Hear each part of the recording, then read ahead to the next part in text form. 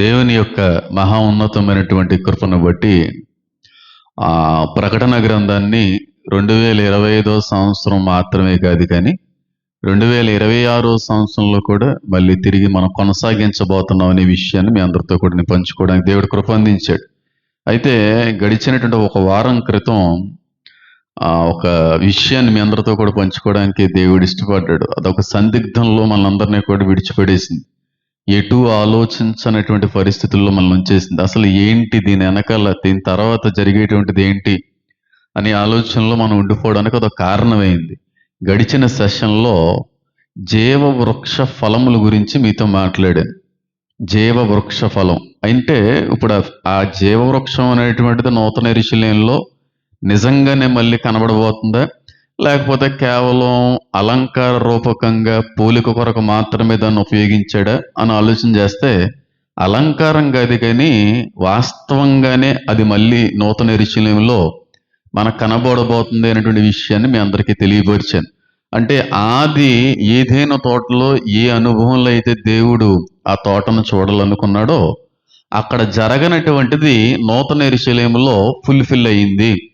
అది అక్కడంతా కూడా రీస్టోర్ అయింది అనేటువంటి విషయాన్ని చెప్పే ప్రయత్నం చేస్తూ, మరి జనములను స్వస్థపరచుటకే వాటి యొక్క ఆకులను ఉపయోగించబడింది అనేటువంటి మాటను బట్టి నేను తర్వాత సెషన్లో మాట్లాడతానని నేను అనడం జరిగింది. ఇప్పుడు జనములను స్వస్థపరచుటకే వాటి యొక్క ఆకులు ఉపయోగించబడుతున్నాయి అంటే అక్కడ మళ్ళీ ఏమన్నా పాపం రాబోతా ఉందా, లేకపోతే నూతన యెరూషలేములో ఉండేటువంటి వాళ్ళందరూ కూడా శాశ్వతులే కదా, మరణం ఇక ఎప్పటికీ వారికి ఉండదు కదా, వేదన అయినను నొప్పి అయినను బాధ అయినను వాళ్ళకి కలగదనేమో బైబిల్ గ్రంథంలో రాయబడింది కదా.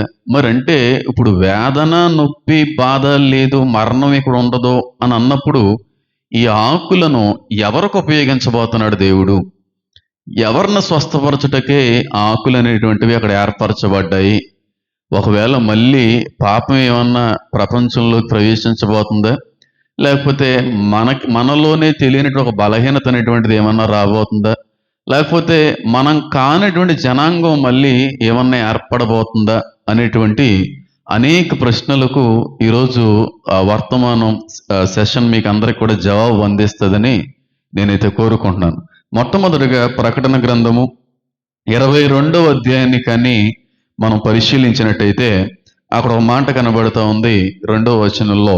ఆ మాట చదివి మనం ముందుకు వెళ్ళే ప్రయత్నం చేద్దాం. చూడండి, ప్రకటన గ్రంథము 22వ అధ్యాయము 2వ వచనం. మొదటి నుంచి నేను 2వ వచనంలో చదువుతున్నాను. మరియు స్ఫటికం వలె మెరిగినట్టి జీవజలముల నది దేవుని యొక్కయు గొర్రెపిల్ల యొక్కయు సింహాసనం వద్ద నుండి ఆ పట్టణపు రాజవీధి మధ్యను ప్రవహించుట ఆ దూత నాకు చూపాను. ఆ నది యొక్క ఈవులను ఆవులను జీవవృక్షముండెను. అది నెలకు ఫలించుచు 12 కాపులు కాయను. ఆ వృక్షం యొక్క ఆకులు జనములను స్వస్థపరచుటకే వినియోగించును అనేటువంటి మాట అక్కడ రాయబడింది. ఆ వృక్షం యొక్క ఆకులు జనములను స్వస్థపరచుటకే వినియోగించబడతాయి. అంటే ఎవరైతే బలహీనులయ్యారో, ఎవరైతే అస్వస్థతకు గురయ్యారో, ఎవరైతే ఇబ్బందికరమైనటువంటి పరిస్థితుల్లో ఉండిపోయారో వారికి ఉపయోగపడడం కొరకే ఆ ఆకులన్నీ కూడా ఉపయోగించబడతాయనేటువంటి మాట రాయబడింది. ఒకవేళ ఇదే నిజమైతే ఆ ఆకులు ఒక వ్యక్తిని స్వస్థపరచుటకు వినియోగించడం అనేటువంటిదే దేవుడి యొక్క ఉద్దేశం అయితే, నిత్యులైనటువంటి మనకి, శాశ్వత జీవంలోకి ప్రవేశించినటువంటి మనకి బలహీనతలు అనేటువంటి వస్తాయనా రావనా? వస్తాయనా? అంటే మళ్ళీ మనకు అనారోగ్య పరిస్థితులు అనేటువంటి ఎదురవుతాయనా, లేకపోతే మళ్ళీ మనం పాపానికి చెక్కబడతామన్నా, అంటే మరణం అనేటువంటిది మళ్ళీ నిత్యుల్ని ఏలతదనా అని ఆలోచన చేసినట్టయితే దాన్ని ఏ విధంగా కూడా నేను ఒప్పుకోవడానికి ఇష్టపడట్లేదు. అయితే జీవవృక్షం యొక్క ఆకులు జనములను స్వస్థపరచుటకే వినియోగించున్నటువంటి మాట ఏదో కొత్తగా ప్రకటన గ్రంథంలో రాయబడినటువంటి విషయం ఏం కాదు. ఇది ఆల్రెడీ పాత నిబంధనలో ప్రస్తావించబడినటువంటి మాటే మళ్ళీ ఇక్కడ దూత యోహానుకి దర్శన రూపంలో చూపిస్తున్నాడు. అంటే ప్రకటన గ్రంథంలోని ఇది మొట్టమొదటిగా రాయబడినటువంటి విషయం కాదు. యెహెజ్కేలు గ్రంథం 47వ అధ్యాయానికనే మనం చూసినట్టయితే ఆ చోటే దీని యొక్క ప్రస్తావన రాయబడింది. అక్కడ యెహెజ్కేలు గ్రంథం ఒకసారి చూడండి, 47వ అధ్యాయం ఒకసారి చేస్తే అక్కడ మాట కనబడుతుంది. చూడండి, యెహెజ్కేలు 47వ అధ్యాయము 12వ వచనం చూడండి. 11వ వచనం చదువు. అయితే ఆ సముద్రపు బురద స్థలములను ఊబి స్థలములను ఉప్పుగలవై ఉండి బాగుగాకి ఉండును. నదీ తీరమున ఇరుప్రక్కల ఆహారమిచ్చు సకల జాతి వృక్షములు పెరుగును. వాటి ఆకులు వాడిపోవు, వాటి కాయలు ఎప్పటికీ రాలవు. ఈ నది నీరు పరిశుద్ధ స్థలము నుండి పారుచున్నది గనుక ఆ చెట్లు నెల నెలకు కాయలు కాయను. వాటి పండ్లు ఆహారమునకును వాటి ఆకులు ఔషధమునకును ఉపయోగించును. దేనికి ఉపయోగించబడుతుందని రాయబడింది అక్కడ? వాటి యొక్క ఆకులు ఔషధమునకు ఉపయోగించబడును అనేటువంటి మాట. ఇందాక 22వ ప్రకటన 2వ వచనంలో కూడా వాటి యొక్క ఆకులు మనుష్యులను స్వస్థపరచుటకే, జనములను స్వస్థపరచుటకే దాన్ని వినియోగించును అనేటువంటి మాట అక్కడ కనబడతా ఉంది. కాబట్టి ఖచ్చితంగా ఈ ఆకులు మెడికల్ ప్రాపర్టీస్, లేదంటే ఒక వ్యక్తి యొక్క బలహీనతల నుంచి విడుదల చేసే, స్వస్థపరచడానికి ఉపయోగించేటువంటి ఒక ఔషధంగా వాటి యొక్క ఆకులు అనేటువంటివి ఖచ్చితంగా ఉపయోగపడతాయి అనేటువంటిది ఈ రెండింటిని బట్టి కూడా మనకు అర్థమవుతోంది. ఎందుకు ఆకులు ఉపయోగపడతాయంటే, అంటే ఆకుల్లో పవర్ ఉందని కాదు, ఆ వృక్షమే పవర్కి సోర్స్. వాటి యొక్క ఆకులు కూడా అంత అద్భుతమైన కార్యాన్ని జరిగిస్తున్నాయంటే ఆ లోకం ఇంకెంత గొప్పదో అర్థం చేసుకోండి. అర్థమవుతుంది నేను చెప్పేది? నూతన యెరూషలేము అనేటువంటి పట్టణంలో ఉన్నటువంటి చెట్టు ఆకులకే అంత పవర్ ఉంటే ఆ నూతన యెరూషలేము అనేటువంటిది ఇంకెంత శక్తితో నింపబడిందో అర్థం చేసుకోవడానికి ఆ మాట అక్కడ ఉపయోగించాడు అన్నమాట. అలాగని చెప్పి వాటి యొక్క ఆకులు ఉపయోగపడవని కాదు, వాటి ఆకులు అసలు రాలిపోయే అవకాశమే లేదు. ఎప్పుడు రాలిపోతాయి ఆకులు అనేటువంటివి? ఏ కాలంలో రాలిపోతాయి? ఏ కాలంలో రాలిపోతాయి? ఎండాకాలం ఇంకా దగ్గరికి వస్తుంది అనేటువంటి సమయానికి, శీతాకాలం విడిచి ఎండాకాలం దగ్గర అవుతున్నటువంటి సమయానికి ఆకు రాలిపోతుంది. ఆకు రాలిపోయి కొత్త ఆకు వచ్చి మళ్ళీ పళ్ళు అనేటువంటివి మళ్ళీ పుట్టేటువంటి అవకాశం ఉంది. కానీ ఇక్కడ ఈ చెట్టు చూస్తే 12 నెలల్లో కూడా కాపు కాస్తుంది. అంటే ఆకు రాలేటువంటి అవకాశం దానికి ఎంత మాత్రం కూడా లేదు. ఆ చెట్టు కూడా నిత్యమై ఉన్న చెట్టు అయిన ఉంది, శాశ్వతమైన చెట్టు. అంతేగాని ఒక నెల పళ్ళు ఇచ్చి ఒక నెల పళ్ళు ఇవ్వకుండా ఒక నెల అంతా, ఒక 3 నెలలంతా ఆకులు రాలిపోయి తర్వాత నుంచి మళ్ళీ చిగురించడం అదేం కాదు. శాశ్వత కాలము అది ఆహారంతో పాటుగా ఫలింపదగినటువంటి చెట్టుగా ఆ చోట మనకు కనబడతా ఉంది. సరే, ఎక్కడి వరకు బాగానే ఉంది. కానీ ఇంతకీ ఆకులు ఎవరికి ఉపయోగించబోతున్నాడు దేవుడు?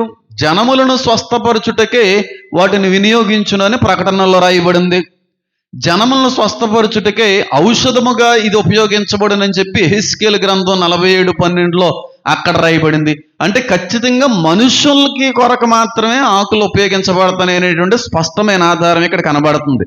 అయితే మనం శాశ్వతమైన వారిగా మారిపోయిన తర్వాత, మనం నిత్యమైనటువంటి జనాంగంగా మారిపోయిన తర్వాత మళ్ళీ మనకు బలహీనతలు అనేటువంటి వస్తాయి అంటే ఎట్టి పరిస్థితుల్లో కూడా రావు. ఎందుకంటే మరణము ఇక ఉండదు, వేదనైనను బాధైనను వారికి కలగదు అనేటువంటి మాట చాలా క్లియర్గా ప్రకటన గ్రంథంలో ప్రస్తావించబడింది. కనుక ఈ ఆకులు అయితే మాత్రం ఒక వ్యక్తిని స్వస్థపరచడానికి ఉపయోగపడతాయి, మన కోసం అయితే కాదు. మరి ఎవరి కోసం అండి అంటే, మనం కానిటువంటి జనం ఏమన్నా మళ్ళీ రాబోతున్నారండి? కొత్త సృష్టిలో మళ్ళీ నూతనమైనటువంటి మనుష్య జాతిని ఏమన్నా దేవుడు ఏర్పాటు చేయబోతున్నాడండి? ఇదంతా నాకు తెలియదు. నరకంలో పడద్రోయబడినటువంటి వ్యక్తులకి మళ్ళీ దేవుడైనా అవకాశం ఇస్తాడా? నాకు తెలియదు.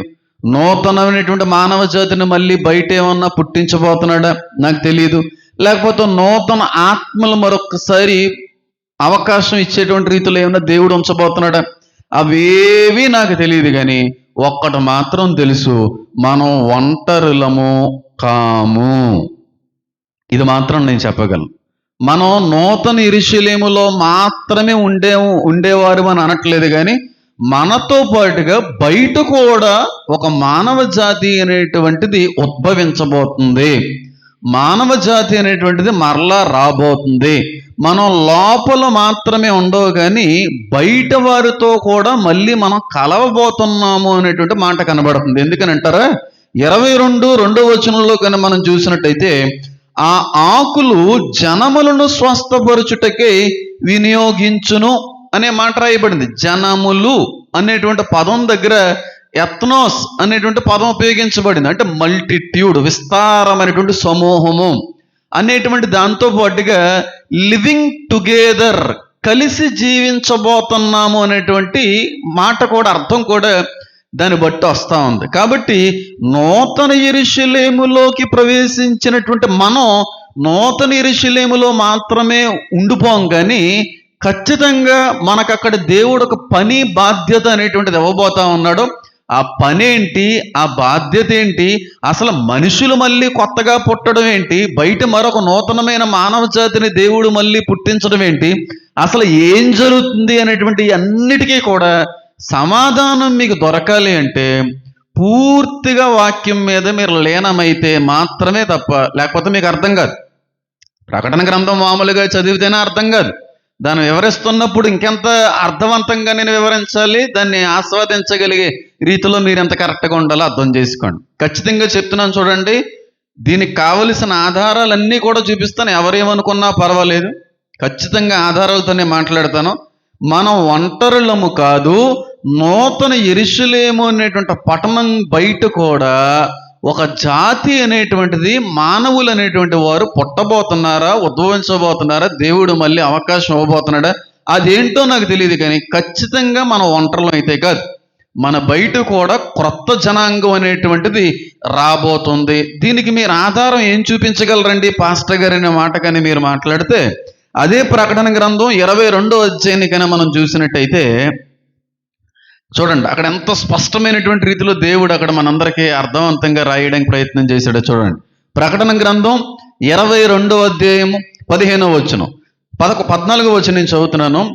జీవవృక్షమునకు హక్కు గలవారే గుమ్మముల గుండా పటంలోకి ప్రవేశించినట్లు తమ వస్త్రం ఉదుక్కున్న వారు దానిలో కుక్కలను, మాంత్రికులను, వ్యభిచారులను, నరహంతకులను, విగ్రహారాధికులను, అబద్ధమును ప్రేమించి జరుగు ప్రతి వాడును ఎక్కడుంటాడనుంది? వెలుపట. అంటే నూతన యెరూషలేము వెలుపట కూడా మనుషులు ఉండబోతున్నారు. 100% వెలుపట కూడా ఒక జీవం అనేటువంటిది రాబోతుంది అనేటువంటి మాట ఇక్కడ కనబడుతుంది. అంటే ఇక్కడ మనం చూసినట్టు కుక్కలో, మాంత్రిక, వ్యభిచారులు, నరహంతకు, విగ్రహాదికులు, అబద్ధం ప్రేమించి ప్రతివాడును కూడా వెలుపట నుండురు. అంటే నేను ఆల్రెడీ చెప్పాను, నూతన యెరూషలేముకి ఎదురుగుండానే నరకం రాబోతుంది. ఎక్కడో లేదు నరకం, నూతన యెరూషలేముకి ఎదురుగుండానే బయట నరకం అనేటువంటిది ఏర్పడబోతా ఉంది. ఆ నరకంలో వేదన పడేటి వాళ్ళందరూ కూడా ఈ యొక్క స్థితిని చూసి వాళ్ళు గుండెలు బాదుకుంటారు, ఏడుస్తారు, పళ్ళు కొరుక్కుంటారు అనేటువంటి మాట రాయబడింది. అంటే నూతన యెరూషలేము బయట నరకం అనేటువంటిది ఖచ్చితంగా ఉంది. వెలుపట ఉంటారు వీళ్ళందరూ కూడా, కుక్కలు, మాంత్రికులు, వ్యభిచారుకు, నరహంతకులు అందరూ కూడా వెలుపట ఉంటారు అనేటువంటి మాట అక్కడ రాయబడింది. ఇప్పుడు దానికి మాత్రమే అది వర్తించేటువంటిదా అంటే కాదంటాను నేను, కాదు అని అంటాను. నరకం గురించి ఇక్కడ రాయబడింది. ఖచ్చితంగా ఈ నూతన యెరూషలేము అనేటువంటి పట్టణం బయట మానవ జాతి కూడా మళ్ళీ రాబోతుంది. దేవుడు ఏమన్నా ఆ అవకాశం ఇస్తాడా మళ్ళీ ఎవరికైనా? మరీ భ్రష్టపడిపోయినటువంటి వ్యక్తులు కాకుండా, ఆత్మలు కాకుండా, ఎంతో కొంత నీతి న్యాయములు జరిగించినటువంటి వాళ్ళకి ఏమన్నా అక్కడ ఏమైనా అవకాశం మళ్ళీ రాబోతుందా? లేకపోతే కొత్త ఆత్మల్ని ఏమన్నా మళ్ళీ భూలోకానికి మళ్ళీ పంపించబోతున్నాడా, పుట్టించబోతున్నాడా? ఇదంతా నాకు తెలియదు. కానీ నరకంలోకి ఒక్కసారి వెళ్ళిన తర్వాత మళ్ళీ అక్కడ పాప క్షమాపణ ఉండదు, అందులో అయితే సందేహం లేదు. నరకంలోకి వెళ్ళేవారు ఎవరు? కుక్కలు ఉన్నారు, మాంత్రికులు ఉన్నారు, వ్యభిచారులు ఉన్నారు, నరహంతకులు ఉన్నారు, విగ్రహారాధకులు, అబద్ధమును ప్రేమించే వారు అందరూ కూడా ఉన్నారు. వీళ్ళందరూ నరకానికి వెళ్ళే వాళ్ళే. విగ్రహారాధకులు కావచ్చు, మాంత్రికులు కావచ్చు, అబద్ధాన్ని ప్రేమించేవారు కావచ్చు, కుక్కలు కావచ్చు, అన్నిటికీ మించి వ్యభిచారించేవారు కూడా నరకంలోనే ఉంటారు. వారు మాత్రం అక్కడి నుంచి బయటకు వచ్చే అవకాశమే లేదు. 100% మళ్ళీ అక్కడి నుంచి బయటకు వచ్చే అవకాశం లేదు. ఒకవేళ బయటకు వస్తే అసలు ఇంకా పరిశుద్ధుడికి పాపాత్ముడికి తేడా లేనట్టే కదా దాని అర్థం. మరి ఇంత గొప్ప రక్షణ ఎందుకు? వ్యర్థం కదా. కాబట్టి నరకంకి వెళ్ళక ముందు పాప క్షమాపణ ఉంటుంది, కానీ నరకంలోకి నెట్టివేయబడిన తర్వాత ధనవంతుడికి ఎలాగైతే అవకాశం లేకపోయింది, ఆడేం తప్పు చెల్లె, ధనవంతుడు డబ్బు ఉందంతే, మనిషిని మనిషిగా చూడలేకపోయాడు, మనిషిని మనిషిగా ప్రేమించలేకపోయాడు, అంతే, దానికే అవకాశం లేదు. మరి ఇన్ని పాపాలు జరిగించినటువంటి వ్యక్తులకి మళ్ళీ పునరవకాశం దేవుడు ఇస్తాడు అంటే నేనైతే దాన్ని అంగీకరించలేకపోతున్నాను. దేవుడు కృప కలిగిన వాడే, పాపం ఎక్కడుండనో అక్కడ కృప అంతగా విస్తరించబోండి. అంటే బ్రతుకున్నంతకాలం అది, చచ్చిపోయిన తర్వాత మళ్ళీ కృప నరకం దగ్గర ఉంటుంది అంటే అది పెద్ద అబద్ధమే అని అంటాను. కాబట్టి ఇది బయట నరకం గురించి ప్రస్తావించబడింది. బయట కూడా ఒక నూతనమైనటువంటి మానవ జాతి అనేటువంటిది ఖచ్చితంగా రాబోతుంది అనేటువంటి విషయాన్ని మీ అందరితో కూడా నేను ఖచ్చితంగా చెప్పగలను. 100% ధైర్యంగా చెప్పగలను. కొత్త ఆత్మల్ని దేవుడు పంపిస్తున్నాడా? నూతన అవకాశం ఏమన్నా? తీర్పు తర్వాత ఫిల్టర్ అయినటువంటి వ్యక్తుల్ని నీతి న్యాయములు జరిగించి పరిశుద్ధమైనటువంటి జీవితంలో ముందుకు వెళ్ళి ధర్మశాస్త్రం లేకపోయినను ధర్మశాస్త్రానుసారంగా బ్రతికినటువంటి వ్యక్తులు ఎవరైనా ఉంటే వారికి ఏమైనా దేవుడు అవకాశం ఇస్తున్నాడా అనేటువంటిది అది దేవుడికే తెలియదు. అది నా ఇమాజినేషన్ కూడా దక్కనటువంటి విషయం అది. కాబట్టి ఖచ్చితంగా బయట మళ్ళీ కొత్త మానవ జాతి అనేటువంటి కొత్త వాళ్ళు అనేటువంటి వాళ్ళు రాబోతున్నారు అనేది మాత్రం ఖచ్చితంగా దీన్ని బట్టి మనకు అర్థమవుతా ఉంది. సరే, ఇప్పుడు ఇది ఇంకా మనకు బాగా అర్థం కావాలి అంటే ఒక విషయంలోకి మళ్ళీ మనం వెళ్ళాలి. ఏంటి ఆ విషయం అంటే 1000 ఏండ్ల పరిపాలన అనేటువంటిది జరిగింది. ఎప్పుడు? తీర్పుకు ముందే. తీర్పు అనేటువంటిది జరగక ముందే 1000 ఏండ్ల పరిపాలన అనేటువంటిది జరిగింది. 1000 ఏండ్ల పరిపాలనలో పరిపాలించే వాళ్ళు ఎవరు? మనమే, రక్షించబడిన వాళ్ళము, సంఘంలో ఎత్తబడిన వారము. దేవుడు వచ్చిన తర్వాత వేరుపరిచినటువంటి ఆ మేకల్లో నుంచి గొర్రెలు తీయబడ్డ చూడండి, వీళ్ళందరూ కూడా పరిపాలించబోతారు. 1000 ఏండ్లు కూడా సాతాను బంధించబడతాడు. 1000 ఏండ్ల తర్వాత మళ్ళీ సాతాను విప్పబడతాడు. కొన్ని దినాల తర్వాత మళ్ళీ తిరుగుబాటు చేస్తాడు. సేమ్ 1000 ఏండ్ల పరిపాలనలో మనం ఎలాంటి పరిపాలన అయితే చేసామో నూతన యెరూషలేము అనేటువంటి పట్టణంలో కూడా పరిపాలించబోతున్నాం. బయట వాళ్ళ మీద మళ్ళీ ఆ పరిపాలన అనేటువంటిది మళ్ళీ దేవుడు మనకు అప్పచెప్పబోతున్నాడు. ఇది మీకు ఇంకా బాగా అర్థం కావడానికి ప్రయత్నం చేస్తాను చూడండి. 1000 ఏండ్ల పరిపాలన కోసం వాక్యం ఎంతమంది గుర్తుంది? ఇంకాని 1000 ఏండ్ల పరిపాలన మనం చేస్తాం. అప్పుడు కూడా 100 సంవత్సరాలు బాలుళ్ళు అక్కడ ఉంటారో, 1000 సంవత్సరాలు బతుకుతూ ఉంటారు. ఇంచుమించుగా అన్నీ కలిసి ఉంటాయి. మా పరిపాలన ఎలాగుంటుందో దేవుడు ప్రపంచానికి చూపిస్తాడు, రుచి చూపిస్తాడు అనేటువంటి విషయం చెప్పాను. ఆ పరిపాలన చేసిందంతా ఎవరు? క్రీస్తు యేసునందు రక్షించబడినటువంటి మనం. అదంతా కూడా అక్కడ ప్రాక్టికల్ చేసాడు అక్కడ దేవుడు. ఇప్పుడు నూతన యెరూషలేములో నిజంగానే ఇంకా శాశ్వతం మనం పరిపాలించబోతున్నాం. అక్కడ 1000 ఏండ్లే పరిపాలించాం, కానీ నూతన యెరూషలేము అనేటువంటి అనుభవంలోకి వచ్చిన తర్వాత శాశ్వత కాలం మళ్ళీ వారిని మనం పరిపాలించబోతున్నాం అనేటువంటి విషయం దీన్ని బట్టి మనకు అర్థమవుతాం. దీనికి సంబంధించినటువంటి ఒక మాటను నేను చూపించి ముందుకు వెళ్ళడానికి ప్రయత్నం చేస్తాను చూడండి. అదే ప్రకటన గ్రంథం 22వ అధ్యాయము 5వ వచనం చదువుతున్నాను చూడండి. రాత్రికి ఎన్నడనో ఉండదు, దీపకాంతి అయినను సూర్యకాంతి అయినను వారికి అక్కర్లేదు, దేవుడైన ప్రభువే వారి మీద ప్రకాశించును, వారు యుగ యుగములు రాజ్యము చేదురు. 1000 ఏండ్ల పరిపాలనలో యుగ యుగంలో రాజ్యం చేయలేకపోయాం మనం. 1000 ఏండ్ల పరిపాలనలో 1000 ఏండ్లు మాత్రమే పరిపాలించే రాజ్యం చేసాం. దేవుని యొక్క పాలన ఎలా ఉంటుంది? పాపం లేని లోకం ఎంత అద్భుతంగా ఉంటుంది, దేవుని యొక్క రాజ్యంలో ఎంత అద్భుతమైన సుభిక్ష కనబడుతుంది అనేటువంటి విషయం అర్థం అవ్వడానికి ప్రపంచానికి 1000 ఏండ్ల టైం ఇచ్చాడు దేవుడు. అయినా సరే వాళ్ళు మారలేదు అనుకోండి. అయితే ఇక్కడ మాత్రం శాశ్వతము యుగ యుగాలు కూడా రాజ్యం చేస్తాం. దానియేలు కూడా అదే చెప్పాడు. ఈ జనాంగం ఈ వ్యక్తులు యుగ యుగాలు కూడా రాజ్యం చేయబోతున్నారని దానియేలు కూడా చెప్పాడు. దీన్ని మీకు అర్థం అవ్వడానికి నేను ప్రయత్నం చేస్తాను. యుగ యుగాల్లో రాజ్యం చేస్తారని రాయబడింది కదా. అంటే నూతన యెరూషలేములోకి ప్రవేశించిన మనం అందరం కూడా యుగ యుగాల్లో రాజ్యం చేయబోతున్నాం. పరిశుద్ధుల్లోనే పరిశుద్ధులు రాజ్యం చేస్తాయన్నా బాగుంటుందా? నీతిమంతులే మళ్ళీ నీతిమంతులకి రాజ్యం చేయవలసిన అవసరం ఉంటుందా? చెప్పండి. నీతిమంతులే మిగిలిన నీతిమంతుల మీద రాజ్యం అధికారం చేస్తే బాగుంటుందా? ఆధిపత్యం చలాయిస్తే. నీతిమంతులు అవినీతి పంతుల మీద, అవినీతి పరుల మీద ఆధిపత్యం చేశారనుకోండి, రాజ్యం చేశారంటే దానికి అర్థం ఉంటుంది. మరి ఇక్కడ నూతన యెరూషలేము అనేటువంటి పట్టణంలో అందరూ నీతిమంతులే, అందరూ రక్షించబడిన వారే, అందరూ పరిశుద్ధ సమూహమే, దేవుని యొక్క రాజ్య వారసులే. ఈ వారసుల్లో వారసులే వాళ్ళంతా వాళ్ళే పరిపాలించేసుకుంటారా? చెప్పండి అమ్మా, ఎంతమందికి అర్థమవుతుందని చెప్పేది? లోకంలో పాపం లేదనుకోండి, లోకంలో నేరం లేదనుకోండి, ప్రభుత్వంతో పని ఉండదు, ప్రభుత్వాలు అవసరం లేదు, రాజ్యాలు అవసరం లేదు, మినిస్టర్లు, ప్రైమ్ మినిస్టర్లు అవసరం లేరు. లోకం అంతా మంచిగానే బతుకుతుంది అనుకోండి, లోకంలో ఒక్క చోట కూడా నేరాలో ఘోరాలో జరగకుండా లోకం ముందుకెళ్తుంది అనుకోండి, నాయకులతో, అధికారులతో, ప్రభుత్వాలతో ఏమైనా అవసరం ఉంటుందా? అవసరమే లేదు. ప్రభుత్వం ఎప్పుడు ఏదన్నా అసాంఘిక శక్తులు ఏమన్నా సమాజంలో ఏర్పడినప్పుడు, సమాజంలో అల్లర్లు అనేటువంటివి ఏర్పడుతున్నప్పుడు, సమాజంలో నేరాలు అనేటువంటి పరిస్థితులు ఎదురవుతున్నప్పుడు ప్రభుత్వం జోక్యం చేసుకుంటుంది. మరి సమాజం అంతా మంచిగా మారిపోయింది అనుకోండి, ప్రభుత్వంతో పని ఏముంటుంది? ప్రభుత్వంతో పని అవసరమే లేదు. మరి ఇప్పుడు నూతన యెరూషలేములో ఉన్న వాళ్ళందరూ పరిశుద్ధులే, అందరూ నీతిమంతులే, అందరూ న్యాయవంతులే, ఒక్కరు కూడా పాపాత్ములు లేరు, అందరూ కూడా మహిమలో ప్రవేశించిన వాళ్ళే. ఈ మహిమలోకి ప్రవేశించిన వారిలోనే కొంతమందిని దేవుడు సెపరేట్ చేసి మళ్ళీ వాళ్ళ మీదే మళ్ళీ పరిపాలన చేస్తాడంటే అది చెప్పుకోవడానికి కూడా అందంగా లేదు. కాబట్టి మనకు అర్థం కావాల్సింది ఏంటంటే, ఈ నూతన యెరూషలేములో ప్రవేశించినటువంటి మనం 1000 ఏండ్లలో ఎలాగైతే లోకంలో పరిపాలించామో, బయట వాళ్ళ మీద మనం మళ్ళీ ఆధిపత్యాన్ని, అధికారాన్ని దేవుడు మనకు అనుగ్రహించబోతున్నాడు. ఈ శాశ్వత కాలం మళ్ళీ వాళ్ళని మనం పరిపాలించబోతున్నాం అనేటువంటిది దీన్ని బట్టి మనకు అర్థమవుతుందని నేను చెప్పేది.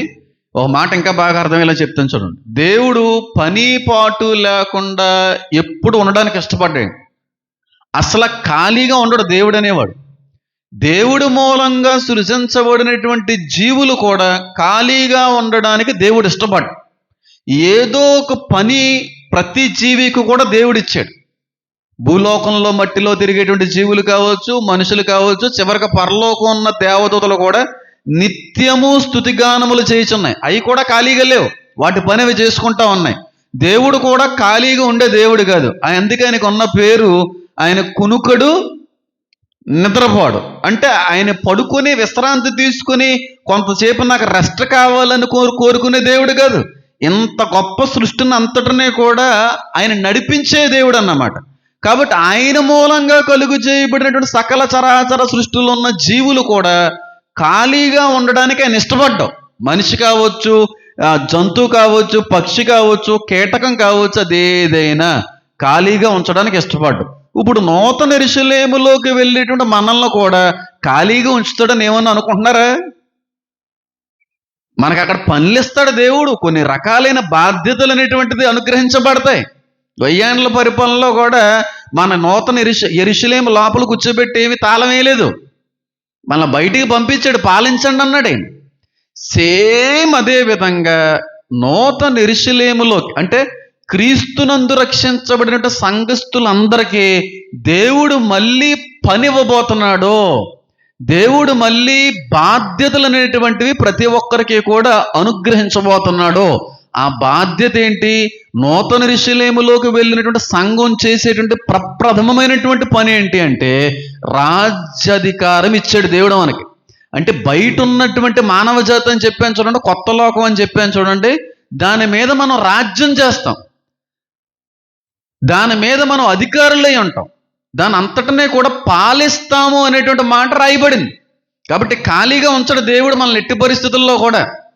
ప్రతి దానికి కూడా పని అనేటువంటిది అనుగ్రహించబడుతుంది. సంఘంలో కావచ్చు, బయట కావచ్చు, ఎవరైనా సంఘంలో వచ్చేవాళ్ళు కొంతమంది సాక్ష్యాల కొరకు ఉపయోగించబడతారు, కొంతమంది పాటల కోసం, కొంతమంది వాయిద్యాల కోసం, కొంతమంది వాక్యం చెప్పేదానికోసం, కొంతమంది సువార్థికులుగా, కొంతమందిని. అంతే తప్ప ఖాళీగా దేవుడు ఎప్పుడూ కూడా ఉంచడానికి ఇష్టపడడు. అలాంటిది నూతన యెరూషలేములోకి వెళ్ళినటువంటి మనకు కూడా పని అనేటువంటిది ఇవ్వబడుతుందా అంటే 100% మనకి మళ్ళీ బాధ్యతలు అనేటువంటివి అనుగ్రహించబడతా ఉన్నాయి. ఏంటి ఆ బాధ్యత అంటే, మనం యుగ యుగాలు కూడా రాజ్యం చేస్తాం. మనలో మనకే రాజ్యం కాదు, కానీ బయట వాళ్ళ మీద మళ్ళీ రాజ్యాధికారం అనేటువంటిది మనం పొందుకుంటాం అనేది సుస్పష్టంగా ఈ చోట రాయబడింది. కాబట్టి దీన్ని బట్టి రెండో ఆధారం ఏంటంటే, మనం ఒక్కరమే ఒంటరిగా ఉండబోట్లేదు, కానీ వేరే వాళ్ళు కూడా ఉండబోతున్నారు, వాళ్ళ మీద మనం రాజ్యం చేయబోతున్నాం. ఇది రెండో ఆధారం. మూడో ఆధారం కూడా చూపిస్తాం చూడండి. అదే ప్రకటన గ్రంథం 21వ అధ్యాయము. ప్రకటన గ్రంథం 21వ అధ్యాయము 24వ వచనానికనే మనం చదివినట్టయితే అక్కడ మాట ఉంది. జనములు దాని వెలుగునందు సంచరింతురు, భూరాజులు తమ మహిమను దానిలోనికి తీసుకువత్తురు. ఏ రాజులు? భూరాజులు దాని యొక్క మహిమని లోపలికి తీసుకొస్తారంట. ఎవరి రాజులు? ఎవరి రాజులు? మనమే. భూమి పైన ఉన్నటువంటి వారిని పరిపాలించేటువంటి రాజులు మనమే. ఎంత గొప్ప యాజక సమూహమా అన్నాడు దేవుడు. మీరు రాజకుమార్తెలు కుమారులే ఉన్నాడన్నాడు దేవుడు. దేవుని రాజ్య సంబంధికులే ఉన్నాడన్నాడు దేవుడు. కాబట్టి మనం అందరం కూడా రాజుల వలె భూలోకంలో ఉన్నటువంటి ఆ జాతిని మళ్ళీ మనం పాలించబోతున్నాం. చూడండి అక్కడ ఏమని రాయబడి ఉందో, జనములు దాని వెలుగునందు సంచరింతురు, భూరాజులు తమ మహిమను దానిలోనికి తీసుకువత్తురు. దేనిలోనికి? నూతన యెరూషలేము అనేటువంటి పట్టణంలోనికి మహిమను తీసుకొస్తారంటే పాలించేటువంటి రాజులు. ఎవరా రాజులంటే సంఘం. అంటే నూతన యెరూషలేము అనేటువంటి పట్టణంలోకి అందరూ వచ్చేయచ్చండి? అందరూ రావడానికి వీలు లేదండి. అక్కడే ఒకవేళ అందరూ రావడానికి వీలు ఉంటే తేడా పాడలైపోతుంది. చూడండి ఒకసారి 22:14. ఆదియు అంత్యమునై ఉన్నాను, జీవవృక్షములకు హక్కు గలవారే గుమ్మముల గుండా ఆ పట్టణములోనికి ప్రవేశించినట్లు తమ వస్త్రములను దుక్కుని వారు ధన్యులు. ఎవరి వస్త్రాలైతే ఉతకబడ్డాయో, శుద్ధీకరించబడ్డాయో, ఎవరి పాపాన్నైతే విడిచి పరిశుద్ధమైన క్రీస్తు రక్తంలో కడగబడ్డారో వారికి మాత్రమే ఈ నూతన యెరూషలేము అనేటువంటి గుమ్మముల గుండా వెళ్ళే అధికారం ఇచ్చాడు దేవుడు. అంటే వాళ్ళు బయట ఉంటారు, లోపల ఉంటారని కదా దాని అర్థం. లోపల ఉన్నవాడు బయటికి రావడానికి అధికారంతో పనేం లేదు, ఎందుకంటే లోపలికి బయటికి వెళ్ళొచ్చు. క్లియర్గా అక్కడ రాయబడం చూడండి. జీవవృక్షమునకు హక్కు గలవారే గుమ్మముల గుండా ఆ పట్టణంలోనికి ప్రవేశించే వాళ్ళు కూడా ఉన్నారు. ఎవరికి ఇచ్చాడు దేవుడు హక్కు అంటే సంఘానికి ఇచ్చాడు హక్కు. అంటే మనకుంది, లోపలికి వెళ్ళొచ్చు, బయటికి రావచ్చు. కానీ బయట ఉన్నటువంటి జాతి ఉందో చూడండి, వాళ్ళు లోపల రావడానికి హక్కు లేదు, అధికారం లేదు, వాళ్ళకి అవకాశం లేదు. వాళ్ళకి మనకు మాత్రం హక్కు ఉంది, అవకాశం ఉంది. జీవవృక్షం దగ్గరికి వెళ్ళడానికి ఉంది. నూతన యెరూషలేము అనే పట్టణం లోపలికి ప్రవేశించడానికి కూడా హక్కుని సంపాదించుకున్నాం. ఎలాగా? మన వస్త్రాలను దుక్కుని. ఏ విధంగా? క్రీస్తు రక్తములో మన పాపాలన్నీ కూడా కడగబడిన తర్వాత. అంటే సంఘాన్ని ఉద్దేశించి మాట్లాడుతున్నాడు. అంటే మనకి పర్మిషన్ ఉంది అందులోకి రావడానికి, బయటికి వెళ్ళడానికి. బయట వాళ్ళు మాత్రం లోపల రావడానికి ఒక పర్మిషన్ లేదు. అందుకే అక్కడ ద్వారాల దగ్గర ఎవరిని నిలబెట్టాడు దేవుడు? దేవదూతలను నిలవబెట్టాడు. కాబట్టి దీన్ని బట్టి మీకు అర్థం కావాల్సింది ఏంటో తెలుసా? మనం లోపలికి వెళ్తుంటాం, లోపల నుంచి బయటకు వస్తుంటాం, బయట నుంచి లోపలికి వస్తుంటాం. లోపల నుంచి బయటికి వెళ్ళేది జనాలని పరిపాలించడానికి. పరిపాలించి దాని యొక్క మహిమను మళ్ళీ ఎక్కడ తీసుకొస్తుంటాం? దేవుని దగ్గర లోపలికి తీసుకొస్తాం. 21:14 అదే కదండి, 24 అదే రాయబడింది కదండి. జనములు దాని వెలుగునందు సంచరిస్తారో భూరాజులు ఎవరైతే రాజ్యం చేస్తారో, ఎవరైతే ఈ బయట ఉన్నటువంటి జాతి మీద నాయకులుగా ఉన్నారో వీళ్ళందరూ తమ మహిమను దానిలోనికి తీసుకొస్తారు. దేవుని యొక్క గొప్పతనాన్ని, వాళ్ళు చాటి చెప్పినటువంటి ఆ ఔన్నత్యాన్ని, ఆ మంచితనాన్ని, ఆ పరిపాలనలో ఉన్నటువంటి పరిశుద్ధతని మళ్ళీ లోపల తీసుకొని వస్తూ ఉంటారు. ఇంకా బాగా అర్థం అవడానికి చెప్తాను చూడండి. ఇప్పుడు ఏదో ఊర్లో ఎయిర్పోర్ట్ ఏదో ఓపెన్ అయింది కదమ్మా. ఎక్కడది? ఎక్కడ? భోగాపురమా? ఎవరు? కింజరపు రామ్మోహన్ రాయుడు నాయకత్వంలో ఏదో జరిగినట్టుంది. మొత్తానికి ఎయిర్పోర్ట్ అనేటువంటిది ఓపెన్ అయింది, ఫ్లైట్ కూడా అక్కడ ల్యాండ్ అయింది. ఇదంతా కూడా ఒక రేంజ్లో అక్కడ ఉన్నటువంటి అధికారిని చప్పట్లు కొడుతూ ఇంకా ఒక రకమైన రీతిలో ఆయన ఎత్తేస్తున్నారు. నీ నాయకత్వంలో ఇది జరిగిందని చెప్పి చంద్రబాబు నాయుడు గారిని కూడా పొగుడుతూ ఉన్నారు. ఇప్పుడు ఆ మహిమ ఏ ప్రభుత్వానికి వెళ్ళింది? ఆ పేరు ఏ ప్రభుత్వానికి వెళ్ళింది? జగన్ గారి ప్రభుత్వానికా లేకపోతే తెలుగుదేశం ప్రభుత్వానికి వెళ్ళిందా?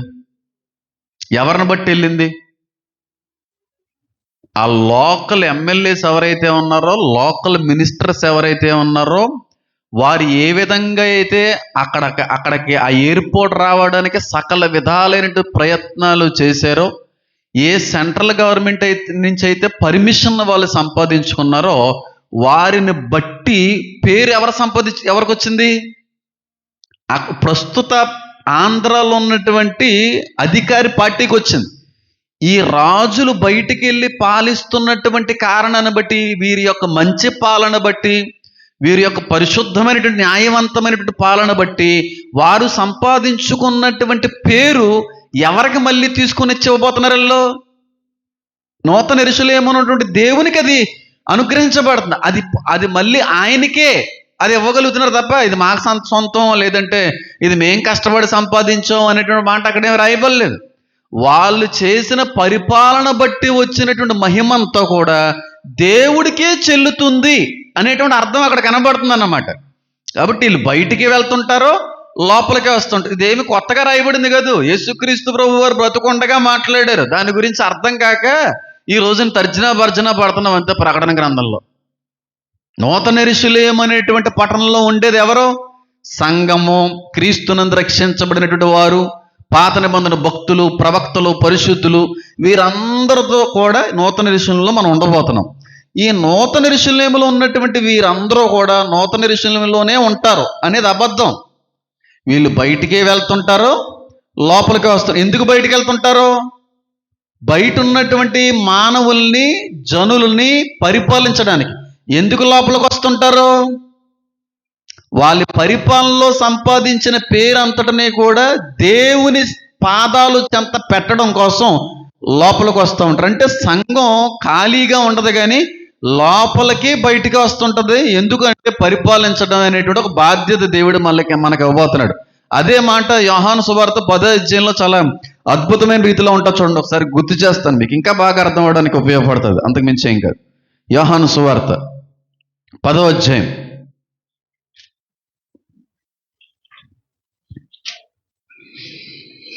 దీన్ని ఏదో నార్మల్గా వదిలేశారు, కానీ వచనం యొక్క ఆంతర్యార్థం, ఈ వచనం యొక్క లింకు మనకు అర్థం కాలేదు. యోహాను సువార్త 10వ అధ్యాయము చూడండి, 8వ వచనం, 7వ వచనం. కాబట్టి యేసు మరలా వారితో ఇట్లనెను, గొర్రెలు పోవు ద్వారమును నేనే, నాకు ముందు వచ్చిన వారందరూ దొంగలను దోచుకున్న వారే ఉన్నారు. గొర్రెలు వారి స్వరం వినలేదు. నేనే ద్వారమును. నా ద్వారా ఎవడైనా లోపల ప్రవేశించిన ఎడల వాడు రక్షించబడిన వాడే, లోపలికి పోవచ్చు, బయటికి వచ్చుచు మేత మేయుచూ నుండును. ఎవరిని గురించి మాట్లాడుతున్నాడు? ఎవరైతే క్రీస్తులోకి వచ్చారో, రక్షించబడతారో, సంఘంలోకి ఏర్పరచబడ్డారో వారు లోపలే ఉంటారని లేదు అక్కడ. లోపలికి బయటికి కూడా వాళ్ళు వెళ్ళి మేత మేస్తుంటారనే మాట రాయబడింది అక్కడ. మేత మేస్తున్నారు అంటే అక్కడ మన గొర్రెల్లా ఉంటామని కాదు, గొర్రెతో సంఘాన్ని పోల్చాడు గనుక స్వేచ్ఛ ఇచ్చాడు అక్కడ. లోపలికి బయటికి ఎవరో సంఘస్థులు. యోహాను సువార్త 10 క్లియర్గా రాయబడింది. ప్రకటన గ్రంథంలో కూడా అదే రాయబడింది. వారు సంపాదించిన మహిమని ఆ పట్టణంలోకి తీసుకొస్తారు 21, 24లో. కాబట్టి సంఘం అక్కడ ఖాళీగా ఉండదు, గమనించాలి. మనం ఇప్పుడు మరణించిన తర్వాత, ప్రభువునందు నిద్రించిన తర్వాత, దేవుని రాజ్యంలోకి వెళ్ళిపోయిన తర్వాత ఎన్ని లక్షల, ఎన్ని వేల, ఎన్ని కోట్ల, లేదా ఎన్ని దినాల తర్వాత మళ్ళీ మనం అందరం భూలోకానికి మళ్ళీ వస్తామో నాకు తెలీదు. పరలోకానికి వెళ్ళడం అయితే మాత్రం 100% ఖచ్చితం. అది వెళ్ళిపోయిన వెంటనే, తీర్పు జరిగిపోయిన వెంటనే మళ్ళీ మనం అందరం భూమి మీదకి వచ్చేస్తున్నామో లేదో నాకు తెలియదు. సమయం పట్టవచ్చు, పట్టకపోవచ్చు. దినాల్లో రావచ్చు, నెలల్లో రావచ్చు, సంవత్సరాల్లో రావచ్చు, లేదంటే లక్షల సంవత్సరాలు పట్టవచ్చు, కోట్ల సంవత్సరాలు పట్టవచ్చు. ఎన్ని యుగాల తర్వాత, ఎన్ని కోట్ల సంవత్సరాల తర్వాత జన్నా జరగవచ్చు. కానీ ఖచ్చితంగా మళ్ళీ మనం అందరం భూలోకానికి వచ్చి తీరాలి. అక్కడ ఉండిపోం. దీనికి ఎంత టైం పడుతుందో నాకు తెలియదు, వెంటనే అయిపోతుందో లేదో కూడా నాకు తెలియదు. ఒకటి మాత్రం తెలుసు, నూతన యెరూషలేము అనేటువంటి పట్టణంతో భూమి మీదకి దిగిన తర్వాత ఖాళీగా అయితే మనం ఉండము. ఖాళీగా అయితే మనం ఉండం. బ్రతుకున్నటువంటి కాలంలో దేవుని కొరకు ఎంతగా అయితే వాడబడ్డామో, దేవుని కొరకు ఎంతగా అయితే ఉపయోగపడ్డామో, దేవుని నిమిత్తం ఎంత పరిశుద్ధంగా అయితే జీవించగలిగామో, బ్రతుకుండగా ఎంత అద్భుతమైన ఆత్మీయ స్థితిలోకి అయితే మనం వెళ్ళగలిగామో, ఆ స్థితిగతులను బట్టి అక్కడ బాధ్యతలు అనేటువంటివి కూడా ఇవ్వబడతాయి. నరకంలో ఎలాగైతే స్టేజెస్ ఉన్నాయో, పరలోకంలో కూడా స్థాయిలు. భూమి మీదకి వచ్చిన తర్వాత అందరికీ ఒకే స్థాయి ఉండదు, గుర్తుపెట్టుకోండి.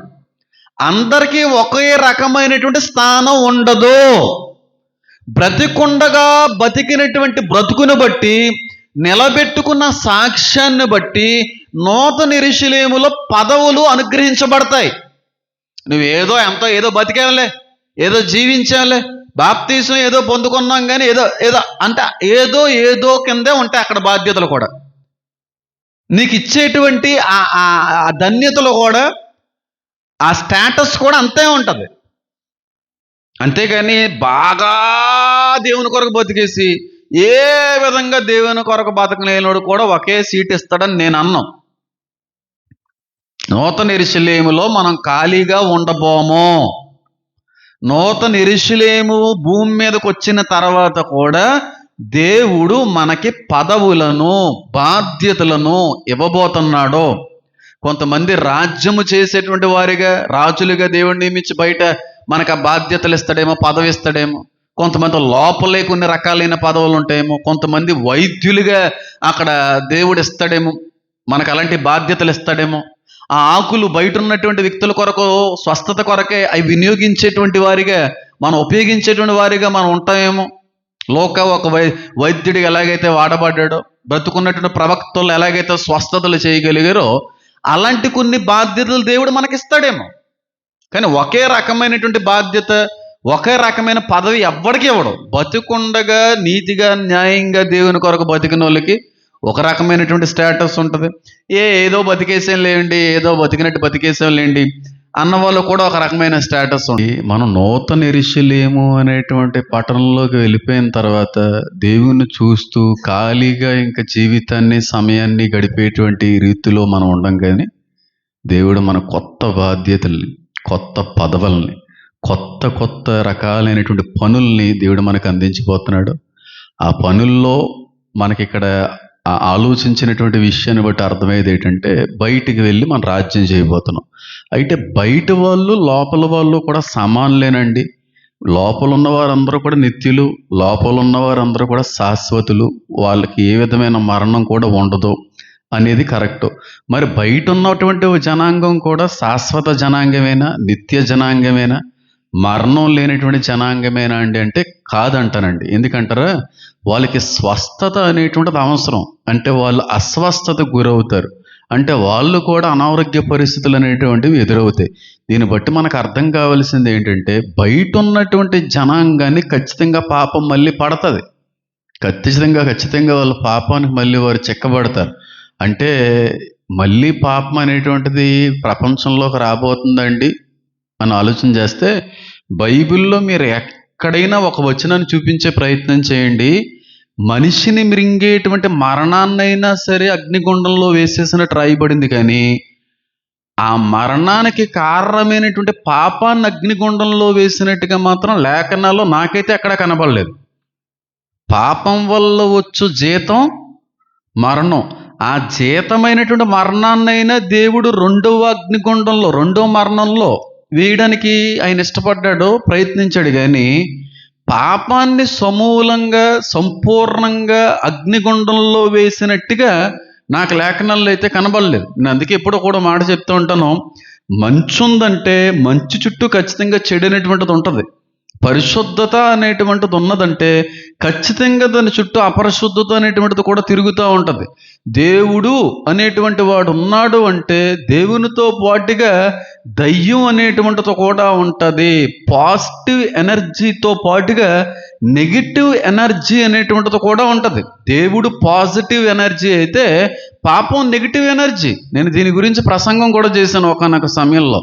ఒకవేళ పాపం అనేటువంటిది ఏదైనా తోటల్లో మొదలైందైతే, మరి పరలోకంలో ఉన్నటువంటి దేవదూత అనేటువంటి ప్రధాన కేరీపోయినటువంటి సాతానుగడికి సాతాను ఆలోచనలో వచ్చింది, పాపపు ఆలోచనలో వచ్చింది, గర్వపు ఆలోచనలో వచ్చింది, దేవుడి మీద తిరుగుబాటు చేయాలనే ఆలోచన పరలోకంలో ఉన్నటువంటి ఈ అపవాదికి ఎలా వచ్చింది అనేటువంటి విషయాన్ని కూడా ఒకనొక సమయంలో నేను చెప్పే ప్రయత్నం చేశాను. కాబట్టి దేవుడు పాపాన్ని తయారు చేసాడు అని నేను అనట్లేదు, కానీ దైవానికి విరోధమైనది విరుద్ధమైనది ఎప్పుడూ ఉంటది.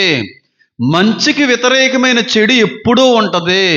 కానీ వాటిని అధిగమించగలిగేటువంటి రీతిలో దానికంటే పవర్ఫుల్ ఫెలో దేవుడు అనేటువంటిది తెలియజేయడానికి అది ఆ విధంగా రాయబడింది. ఎందుకని అంటారా, ఐగుప్తు కాలంలో మోషే వెళ్ళి అక్కడ ఉన్నటువంటి ఫరోతో మాట్లాడుతున్నప్పుడు ఫరో ఆ మోషే యొక్క కర్రని పాముగా చేసేసినప్పుడు ఫరో ఏం భయపడిపోలేదు, ఫరో ఏమీ ఆశ్చర్యపడిపోలేదు. అక్కడ ఉన్నటువంటి మంత్రగతుల్ని అక్కడ ఉన్నటువంటి సోదిగాళ్ళని పిలిచి, ఒరే ఈయన గారి కర్రని ఏదో పాము చేస్తున్నాడో మనం చేయలేమా అని చెప్పి వాడు కూడా కర్రలను ఏం చేయగలిగాడు, పాములుగా మార్చగలిగాడు. అంటే మోషేలో ఉన్న శక్తి ఫరోలో ఉందన్న దాని అర్థం కాదు. పాజిటివ్ ఎనర్జీ వేరు, నెగిటివ్ ఎనర్జీ వేరు. దానిలో ఉంటుంది, దీనిలో ఉంటే దీనిలో ఉంటుంది. కాబట్టి మనం ఆ బయట ఉన్నటువంటి జనాంగానికి మళ్ళీ పాపం ఎలా అంటింది, మళ్ళీ వాళ్ళు ఎలాంటి పాపం చేయబోతున్నారు, దేవుడు వాళ్ళకి అవకాశం ఇచ్చాడా, లేకపోతే ఆదాముని అవ్వగారిని పుట్టించినట్టుగా కొత్తగా వాళ్ళని ఏమన్నా ఆత్మలు పుట్టించాడా, అది నాకు తెలియదు. కానీ ఖచ్చితంగా వాళ్ళు మళ్ళీ బలహీనులుగా మారిపోబోతున్నారు. ఖచ్చితంగా వాళ్ళు ఏదో ఒక కారణమును బట్టి పాపానికి చిక్కబడుతున్నారు. కానీ ఆ దాని నుంచి విడుదల చేయడానికి శాశ్వతమైన పరిష్కారం ఇక్కడ ఏం రాయబడలేదు. కానీ కొంత పరిష్కారం మన బట్టి, నూతన యెరూషలేములో కనబడేటువంటి జనాంగమును బట్టి, ఆయన యొక్క కృపను బట్టి, ఆ రాజ్యములో కనబడేటువంటి జీవవృక్ష ఫలముల యొక్క ఆకులను బట్టి వాళ్ళు కొంత ఉపశమనాన్ని అయితే పొందుకోబోతున్నారు. అది ఏ విధంగా ఉపయోగించబడుతుంది అదే అనేటువంటిదంతా కూడా కొంత నేను గ్రహించినప్పటికీ కూడా అది చెప్పకూడనటువంటి విషయంగా నాకు అనిపించింది కనుక నేను చెప్పాలనే ప్రయత్నం చేయట్లేదు. కానీ ఖచ్చితంగా బియాండ్ అవర్ ఇమాజినేషన్ అంటాను. మన ఊహలకి మించి, మన ఆలోచనలకి మించి, మనం అనుకున్న వాటికి నూరంతులు మించినటువంటిది దేవుడు అక్కడ జరిగించబోతున్నాడు. అది నేను ఎక్స్ప్లెయిన్ చేయలేను. అది నేను చెప్పడానికి ఏ విధంగా కూడా సరిపోను. బియాండ్ అవర్ ఇమాజినేషన్ అంటాను. నా ఆలోచనకి మించింది ఏదో దేవుడు అక్కడ చేయబోతున్నాడు. అదైతే నేను చెప్పగలను. బయట వారు ఖచ్చితంగా ఉంటారని చెప్పగలను. వాళ్ళు ఏ విధమైన పాపం ఏదైనా చేస్తారో, వాళ్ళకి బలహీనతలు ఎక్కడి నుంచి వచ్చినాయి, ఎందుకు అనారోగ్య పరిస్థితులు వాళ్ళు గురయ్యారు, ఇవంతా కూడా నా ఆలోచనకైతే అది ఏ విధంగా దొరకలేదు. దేవుడు కొంత తెలియజేశాడు. అది కూడా చెప్పకపోవడం మంచిది కనుక నేను దాని గురించి ప్రస్తావించట్లేదు. కానీ ఒకటైతే చెప్పగలను, నూతన యెరూషలేము అనేటువంటి ఈ క్రైస్తవ సంఘం దిగిన తర్వాత మన పాలకులు అవ్వబోతున్నాం, మనం రాజ్యం చేయబోతున్నాం. దేవుడు మనకి రాజ్యాధికారం అనుగ్రహించబోతున్నాడు. దేవుడు మనకి పదవులు ఇవ్వబోతున్నాడు. ఆ పదవుల్లో లోపల చేసే వాళ్ళ పనులు ఉంటాయి, పదవులు ఉంటాయి, బయట పదవులు కూడా ఉంటాయి. అందుకే లోపలికిని బయటికిని వాళ్ళు వెళ్ళి వస్తుంటారనే మాట యోహాను 17లో రాయబడింది. 21, 24లో ఉన్నటువంటి మాటను బట్టి భూరాజులు దాని యొక్క మహిమని లోపలికి తీసుకుని వచ్చెదురు అనేటువంటి మాట రాయబడింది. ప్రకటన 22వ అధ్యాయాన్ని బట్టి కానీ చూస్తే వెలుపటి వారు కూడా కొంతమంది ఉన్నారు అనేటువంటి మాట కూడా ఆ చోట రాయబడింది. కనుక ఒక్కటైతే మాత్రం కన్ఫాము, కాన్ఫిడెంట్గా నేను చెప్పగలను, మనమైతే ఒంటరిగా ఉండట్లేదు. మనం రాజ్యాన్ని చేయబోతున్నాం. ఎప్పటి వరకు యుగాలు చేయబోతున్నాం. బయటి జనాన్ని ఎన్ని లక్షలు, ఎన్ని వేల సంవత్సరాలు దేవుడు పెంచి పోషిస్తాడో, వాళ్ళ యొక్క మార్పు కొరకు దేవుడు ఎదురు చూస్తాడో నాకు తెలియదు. ఖచ్చితంగా మళ్ళీ లోక అంతమనేటువంటి జరుగుతుంది. బయట లోకం, మళ్ళీ నూతన సృష్టి. దేవుడు అలాగా ఆత్మలకి నూతన అవకాశాన్ని ఇచ్చుకుంటూనే వస్తాడు. ఎందుకని అంటారా, మనకి చాలా రకాలైనటువంటి శిక్షలు ఉన్నాయి. మన రాజ్యాంగ పరంగా, న్యాయపరంగా, చట్టపరంగా చాలా రకాలైనటువంటి తప్పులకి దానికి సంబంధించిన శిక్షలు అనేటువంటివి ఉన్నాయి. దొంగతనకో శిక్ష ఉంది, అటెంప్ట్ మర్డర్కో శిక్ష ఉంది, మర్డర్కో శిక్ష ఉంది, మానభంగానికి ఒక శిక్ష ఉంది, ఇలాంటి అబద్ధాలు ఆడడానికి ఒక శిక్ష ఉంది. చట్టపరంగా అబద్ధాలు ఆడడం కూడా పెద్ద శిక్షే. అది చాలా పెద్ద క్రిమినల్ అఫెన్స్. అది అబద్ధం ఆడేడు అనేది కూడా చాలా క్రిమినల్ అఫెన్స్. అది చాలా మందికి తెలియదు. లేదంటే లేని మాటను ఏదన్నా పుట్టించినటువంటిది ఏదన్నా ఎవరన్నా కేసు ఫైల్ చేశారనుకోండి, అది క్రిమినల్ అఫెన్స్. అది దానికి ఆధారం లేకపోతే దానికి కూడా ఎన్నో సంవత్సరాల జైలు శిక్ష. ఇది చాలా మందికి తెలియదు. ఇంకొకటి కూడా బాగా తెలిసండి, ఒక వ్యక్తి గురించి చెడ్డగా మాట్లాడడం, ఒక వ్యక్తి గురించి తెలిసి తెలియకుండా మాట్లాడడం, ఒక వ్యక్తి మీద నేరం మోపడం క్రిమినల్ అఫెన్స్. ఇలాంటి బోల్డ్ చట్టాలు ఉన్నాయి. లా చదివితే ఇవన్నీ ఉంటాయి. చిన్నమావే లాయర్ కాబట్టి ఎన్ని బుక్స్ ఉండే అంటే చిన్న ఇప్పటికీ కూడా నేను అప్పుడప్పుడు తెరిసే అవకాశం ఉన్నప్పుడు తెరుస్తూ ఉంటాను. కాబట్టి ఎన్ని చట్టాలు. కాబట్టి అందరికీ ఒకటే శిక్ష ఉంటుందా? అందరికీ ఒకటే శిక్ష ఉంటుందా? యావజ్జీవ శిక్ష అనేటువంటిది ఉంటుంది, 10 సంవత్సరాల శిక్ష అనేటువంటిది ఉంటుంది, 40 సంవత్సరాల శిక్ష అనేటువంటి ఉంటుంది, బెయిల్ లేకుండా 2 సంవత్సరాలు చేసేటువంటి శిక్షలు ఉన్నాయి. ప్రతి దానికి చిన్న చిన్న విషయాలకు శిక్షలు ఉన్నాయి. మీకు తెలియదేమో, మీకు చాలా మందికి తెలియదేమో. ప్రక్కింటి స్థలంలో మనకి తెలిసి తెలియకుండా మన ఇంటికి సంబంధించిన ఏదన్నా చెత్త వేయడం పెద్ద కేసు. అది పెద్ద చట్టం తెలుసా? పెద్ద శిక్ష ఉంది దానికి తెలుసా? ఎన్ని క్రిమినల్ అఫెన్సెస్ ఉన్నాయంటే అన్ని విధాలుగా ఏదో రకంగా కేసు ఫైల్ చేయొచ్చు. ఒక మనిషి మీద కేసు ఫైల్ చేయాలనుకుంటే, ఒకవేళ ఒక వ్యక్తి నిన్ను అనకూడని మాట ఏదో అన్నాడో, నీ మనసు గాయపరచబడింది, నువ్వు పరువు నష్టం దాబేయచ్చు. తెలుసా నీకు? అది ఎంత పెద్ద కేసు తెలుసా? దానికి అసలు కొన్నాళ్ళకి అయితే నాన్ బెయిలబుల్ కేసెస్ అయిపోతాయి. ప్రతి చిన్నదానికి ప్రతి పెద్దదానికి కూడా చట్టం అనేటువంటిది ఏకరీతిగా సమానంగా పనిచేస్తూ ఉంటుంది. కానీ ప్రతి తప్పుకి ఒకే రకమైన శిక్ష ఉండదు. బాగా గుర్తుపెట్టుకోండి మాట. ప్రతి దానికి ఒక రకమైనటువంటి శిక్ష ఉండదు. కాబట్టి నేను చెప్పేటువంటిది ఏంటంటే, ఇప్పుడు అక్కడ ఇలాగ శిక్షకి పాత్ర లేనివారు, శిక్ష గవర్నమెంట్ కోర్టు వారు శిక్షని ఒక వ్యక్తి మీద వేసిన తర్వాత రిమాండ్కి పంపించేస్తారు, జైల్లో వేసేస్తారు. వేసేసిన తర్వాత కొంతమందికి యావజ్జీవ కారాగార శిక్ష పడతా ఉంటుంది. అంటే బతికున్నంత సేపు కాలం కూడా వాడు జైలు శిక్షే. ఆ సెంట్రల్ జైలు అయితే సెంట్రల్లో, అండమాన్ అయితే అండమాను, ఏ జైల్లో వాడు అయితే మారుస్తూ ఉంటారు. జైల్స్ కూడా మారుస్తుంటారు ప్రవర్తనను బట్టి, వాడి యొక్క పరివర్తనను బట్టి జైల్స్ కూడా మారుస్తూ ఉంటారు. ఈ వ్యక్తిలో మార్పు అనేటువంటి లేదు, ఈ వ్యక్తి ఇక్కడ ఉండడం వల్ల మిగిలిన ఖైదీలకు కూడా ప్రమాదం పొంచుంది అనేటువంటి విషయం ఏదో తెలిసింది అనుకోండి, హయ్యర్ క్యాడర్కి, హయ్యర్ జైల్స్కి, చెరసాలకి పంపిస్తూ ఉంటారు.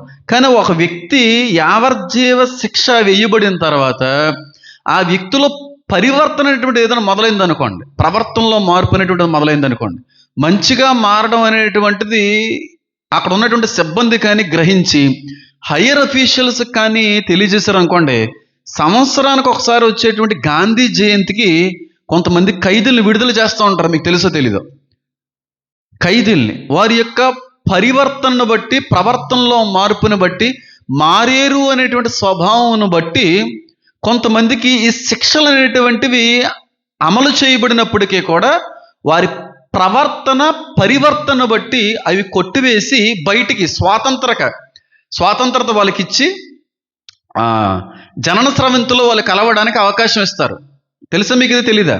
ప్రతి గాంధీ జయంతికో స్వాతంత్ర దినోత్సవానికి ఎప్పుడో జరుగుతూ ఉంటుంది. మనుషులకే అంత ప్రేమ, అంత కృప, అంత కరుణ, వ్యక్తిని క్షమించాలి మారితే అనే ఆలోచన ఉంటే దేవుడికి ఉంటుందా ఉండదా? 100% వీళ్ళకి మించిన కరుణ ఆయనకు ఉంటుంది. కానీ కరుణ ఎప్పటి వరకు తెలుసా? బతుకున్నంత వరకే. నరకంలోకి వెళ్ళిన వ్యక్తిని కూడా దేవుడు మళ్ళీ కరుణించి బయటికి తీసుకొస్తాడు అనే దానికి నేను ఏ విధంగా కూడా సపోర్ట్ చేసి మాట్లాడిన. కానీ తీర్పు జరిగిన తర్వాత, పరలోకంలో తీర్పు జరుగుతుంది కదా, అందరు మృతులు కూడా ఆయన ముందు హాజరవ్వాలి కదా. అక్కడ చేసిన తప్పులను బట్టి, పాపాలను బట్టి క్షమించబడే శిక్ష కొంత తప్పించబడేటువంటి ఆత్మలకి ఏమన్నా ఈ బయట ప్రపంచంలో మళ్ళీ పునర్ పుట్టుక అనేటువంటిది, పునరవకాశం అనేటువంటిది అనుగ్రహించబడుతుంది అని అయితే నేను చెప్పగలను. ఎందుకంటే మీరు చాలాసార్లు చెప్పాను నేను, 666 ముద్రించుకున్నటువంటి వ్యక్తులకి క్షమాపణ ఉండదు. వారు బ్రతుకుండగానే నరకంలో వాళ్ళు వేయబడతారు. వాళ్ళు యుగయుగాలు వాళ్ళు మండుతారు. వారి యొక్క పొగ యుగయుగాలు లేచుననుంది. కానీ అందరి గురించి అలా రాయబడలేదు. మళ్ళీ అందరి గురించి ఆ విధమైనటువంటి రీతిలో రాయబడలేదు. ఒక మాటలో నేను చెప్పాలంటే, శ్రమల కంటే ముందుగా సంఘం ఎత్తబడుతుంది. ఆ ఎత్తబడేటువంటి సమయం కల్లా మనం మారు మనసు పొందితే సరి. ఒకవేళ ఆ సంఘం ఎత్తబడే సమయానికి కానీ మనకు మారు మనసు రాకపోతే 100% విడవబడతాం. 100%లో 90% మంది ముద్రించబడతారు. అది తప్పదు. ఇంకా ఆ ముద్రించబడిన వ్యక్తికి యుగాలో నరకమే. ఆ వ్యక్తికి అయితే ఇంకా అసలు అవకాశం ఉండదు. శ్రమల కంటే ముందుగా మరణించినటువంటి వాళ్ళకి, తప్పించుకున్న వాళ్ళకి అయినా అవకాశం ఉండొచ్చేమో, కానీ శ్రమలలో ముద్రింపబడిన వ్యక్తులకు అసలు అవకాశం ఉండదు. మన వల్ల జరగదు, తప్పించుకోవడం అనేటువంటి జరగదు. ఎందుకంటే అన్ని చోట్లకే పంపించేసి దాక్కున్నటువంటి పందికొక్కుని బయటికి లాగినట్టుగా లాగుతాడు ఆ వ్యక్తి. ఎట్టి పరిస్థితుల్లో కూడా ఊరుకునే అవకాశం ఉండదు. కాబట్టి నేను చెప్పవలసింది ఏంటంటే, ఈ ఆకులకే అంత పవర్ ఉందని చెప్పే ప్రయత్నం అన్నమాట దేవుడు. ఒక చెట్టు యొక్క ఆకే అంత మహత్కార్యాన్ని జరిగించగలదో, లోపల ఉన్నటువంటి వ్యక్తులు, లోపల ఉన్నటువంటి సర్వశక్తి కలిగిన సర్వోన్నతుడైన దేవుని కుమారుడు ఇంకెంత శక్తివంతుడు, లోపల ఉన్న సంఘం ఇంతకెంత శక్తివంతమైనది అని మనం అర్థం చేసుకోవడానికి ప్రయత్నం. ఆకుకే అంత శక్తి ఉంటే, జనములను స్వస్థపరిచే శక్తిగా ఆకుకుంటే ఇంకెంత శక్తి ఉంది. దేవుడు ఇంకెంత అద్భుతమైన అధికారాన్ని సంఘానికి ఇవ్వబోతున్నాడు. అది ఊహించుకుంటే కూడా అర్థం కావట్లేదు. బియాండ్ మై ఇమాజినేషన్ అని అంటున్నాను. అందుకే నా ఆలోచన కూడా దక్కట్లేదు. మనం అంత శక్తివంతులుగా మారిపోబోతున్నాం, అంత అద్భుతమైనటువంటి ధన్యులుగా మనం మారిపోబోతున్నాం. దేవుడు అంత అద్భుతమైనటువంటి గొప్ప గొప్ప కార్యాలు, గొప్ప గొప్ప కిరీటాలు, గొప్ప గొప్ప స్థానాలు మనకి అనుగ్రహించబోతున్నాడు. అదంతా మనం పొందాలంటే బతుకుండగా దేవుని కొరకు బతకాలి. బ్రతుకుండగా నిజమైన దేవుడిని ఎవరో తెలుసుకోగలిగాలి. ఈ తెలుసుకుంటే యుగ యుగాలు ఇంక దేవునితోనే ఉంటామండి. ఈ ఒక్క యుగంలో కానీ నిజమైన దేవుణ్ణి కానీ మనం కనిపెట్టి తెలుసుకోగలిగితే, ఎన్ని యుగాలైతే దేవుడు రాసి ఉంచాడో అన్ని యుగాలు మనం శాశ్వతులములే, అన్ని యుగాలు మన నిత్యులమే, అన్ని యుగాలు మరణం లేని వారిగానే ఉండిపోతాం. ఈ ఒక్క యుగంలో కానీ దేవుడు పెట్టిన పరీక్షలో పాస్ అయితే, ఈ ఒక్క యుగంలో నిజమైన దేవుడు రక్తంలో కడగబడతాయి. ఈ ఒక్క అవకాశాన్ని కానీ మనం యూటిలైజ్ చేసుకోగలిగితే, సద్వినియోగపరుచుకోగలిగితే, ఎన్ని యుగాలైతే ముందు ముందు రోజుల్లో రాబోతున్నాయి అన్ని యుగాల్లో కూడా మనం శాశ్వతముగానే ఉండబోతున్నాం, నిత్యులుగానే కొనసాగబోతున్నాం. ఇదే లాస్ట్ అండ్ ఫైనల్ ఛాన్స్. ఇది నేను చాలాసార్లు చెప్పాను కూడా. మొన్న కూడా యుగాల గురించి మాట్లాడినప్పుడు last and final chance to the ఆత్మలు అంటాను నేను. మనకి ఈ ఆత్మలన్నింటికీ కూడా దేవుడు ఇచ్చిన ఆఖరి అవకాశం. ఇంక మళ్ళీ అవకాశం అనేటువంటిది ఇంక పొరపాటును కూడా అనుగ్రహించబడేది ఉండకపోవచ్చేమో. ఈ సోల్స్ అన్నిటికీ ఆఖరి అవకాశంగా దేవుడు యుగంలో మళ్ళీ మనల్ని అందరినీ పంపించాడు. మారితే మంచిది, కడగబడితే మంచిది, కాదు కూడదు అంటే నిత్య నరకాగ్నిలోనే ఉంటాము, నిత్య జీవంలో కూడా ఉంటాం. నిత్య జీవం ఉంది, నిత్యాగ్ని ఉంది. ఈ రెండిటిలో నువ్వు ఎందులో ఉండాలన్నది నీ చేతిలో ఉంది. అది దేవుడికి సంబంధించింది కాదు. ఈ విషయాన్ని మీరు గమనించాలి. కానీ ఖచ్చితంగా లిటరల్గా జీవవృక్షం అనేటువంటిది మళ్ళీ ఉండబోతుంది. అది కూడా అంత అద్భుతమైన కార్యాన్ని జరిగించబోతుంది. అంటే ఆకులని కాదు కానీ అంత శక్తితో అవి నింపబడ్డాయి. ఆ లోకం అంత శక్తివంతమైనది, ఆ మనుషులు అంత శక్తివంతమైన వారు, అక్కడున్న దేవుడు అంత శక్తివంతమైన వాడు అనేటువంటిది అర్థమవుతుంది. అయితే నూతన విషయంలో తండ్రి కుమార ఇద్దరు ఉంటారా? ఇద్దరు ఉంటారు. తండ్రి సింహాసనం, కుమారుడి సింహాసనం నుండే ఈ నది ప్రవహిస్తుంది అనేటువంటి మాట కూడా నేను ఒకనొక సమయంలో చెప్పే ప్రయత్నం చేశాను. కాబట్టి రాబోయే రోజుల్లో కూడా ఇంతకు మించిన అద్భుతమైన నిగూఢమైనటువంటి విషయాలు మీరందరితో కూడా నేను పంచుకోవడానికి దేవుడు అవకాశం ఇచ్చును గాక. అన్నిటికీ మించి వచ్చేటువంటి సెషన్ నుండి ఒక విషయాన్ని అందరూ కూడా గమనించండి. ప్రతి ఒక్కరూ కూడా ఎట్టి పరిస్థితుల్లో తప్పిపోకూడనటువంటి సందేశాలు నేను ఇవ్వబోతున్నాను నెక్స్ట్ వీక్ నుంచి. ఏంటి ఆ సందేశం అంటే, నూతన యెరూషలేము పట్టణపు పునాదులకి అలంకరింపబడినటువంటి రాళ్ళు. ఆ రాళ్ళు ఏ రాళ్ళు అని అనుకుంటారో దాని మీద 1.5 ఇంచుమించుగా నేను సెమినార్ తీసుకోబోతున్నాను.